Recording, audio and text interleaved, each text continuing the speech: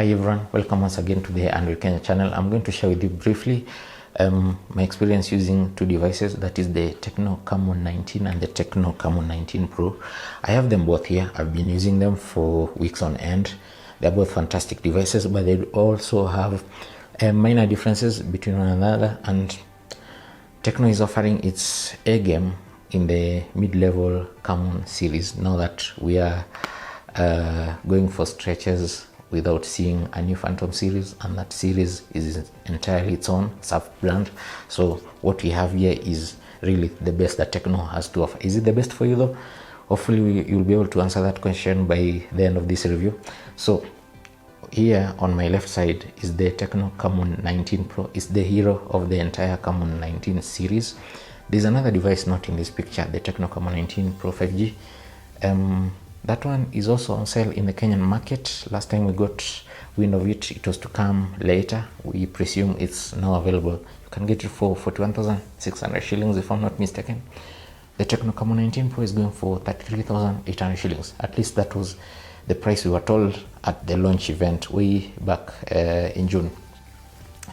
The Camon 19, the standard model, is going for 23,500 shillings, making it very affordable and a big competitor to other devices in the segment like the Oppo A57 and the Samsung Galaxy A23. What sets it, the standard Camon 19, apart from the Camon 19 Pro, is a few things, just a few things. You could start with how they charge, because they both have 5,000 mAh battery units, which give you sufficient battery life. I've been using these devices, and either one I pick for my day-to-day usage, I'm guaranteed to still come back home with some juice.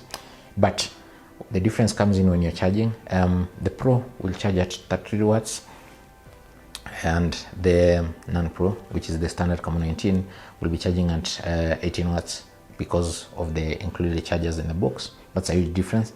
The other difference is something you don't see because it's under the hood. You feel in your usage when you strain the Camon 19, you start to feel when it's being strained. I've used the Camon 19 Pro to even shoot some videos that we haven't shared here on the channel, but we shared with friends also of private events. It doesn't break a sweat. That's because it comes with the Helio G96, which is not stranger to us on this channel. We've unboxed quite a number of devices with the Helio G96 chipset from MediaTek.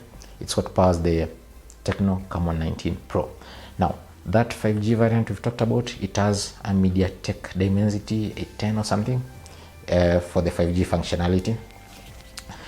The non-Pro, that is the standard Camon 19, comes with the Helio G85, if I'm not mistaken. Yes, the Helio G85. That's the other difference between these two devices. They both have 6.8-inch full HD displays that look very good in bright lighting.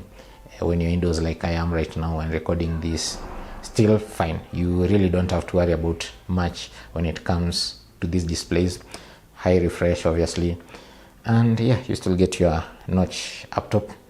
The other thing, you still have your fingerprint sensor mounted on the side of the device. It's fast, it's nice, and works interchangeably with other means of validation. For instance, you could use face unlock like I'm doing right now, and it's actually fast, works very well. The design of the devices also is fantastic. It's not glossy backs, so none of that paw prints. They don't pick up smudges as fast, so I've been able to use them without cases. But there are cases in the boxes, as you saw in the unboxing video that we did, which I recommend you use. But they are nice, sleek, so it's a tie between using those not boxes, using those cases and not using those cases. They come in this nice eco black color. There are also other color options, especially for the standard Camon 19. And buyers are being given a VIP treatment by Tecno.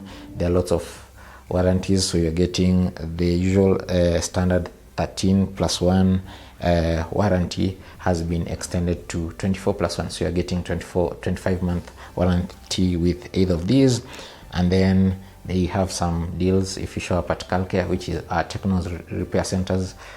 they'll repair these, especially screen drops and the likes.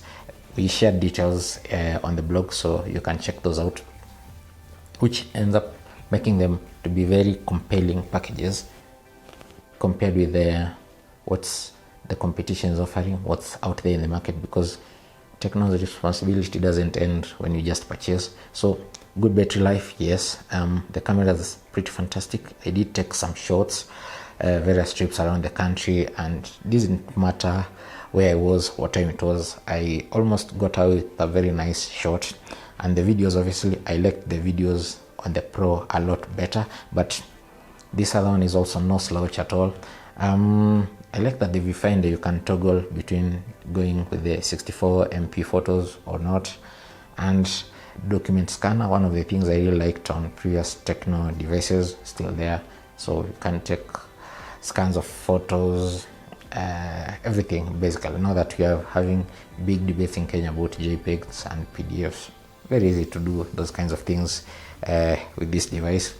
Call quality, the calls are very clear. These devices utilize your 4G 3G networks and they're just fine. I was mostly on 4G coverage, but when you drop to 3G utavumilia, but they'll do just fine. On the software front, what devices come with Android 12? So Android 12 is Android 12, like really what we know about Android 12, which we've covered extensively. Obviously Tecno has done its thing, so this has all the customizations, all of those things. This is iOS version 8.6, so it comes with Ella, the voice assistant, those kinds of things. You mostly don't need them, but when you need them, or if you are, those are your kind of features that are there. For the most part, as far as I'm concerned, they work very well.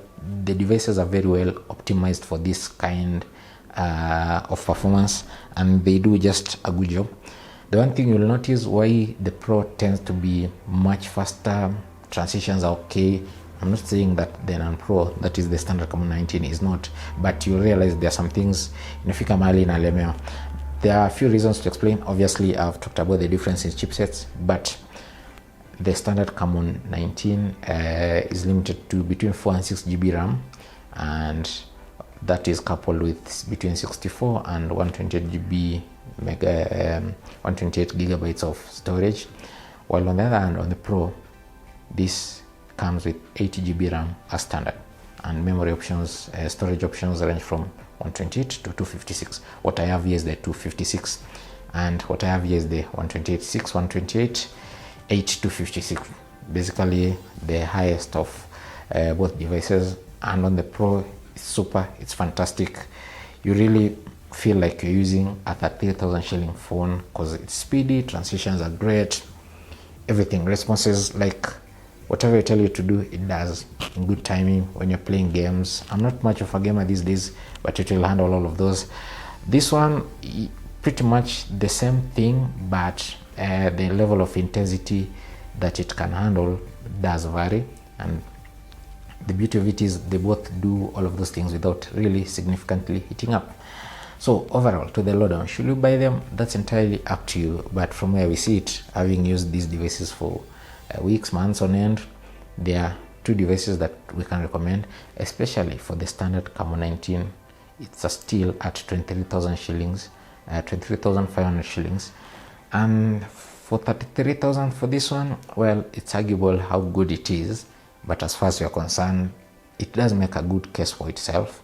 The cameras are great, very good battery life, sound quality is good actually, and network reception for calls, for casual surfing. Overall performance is good. Downside, as usual, will be the iOS overlay.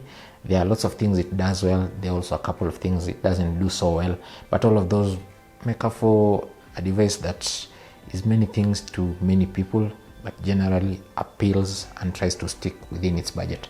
Thank you for watching. Please subscribe. See you in the next one.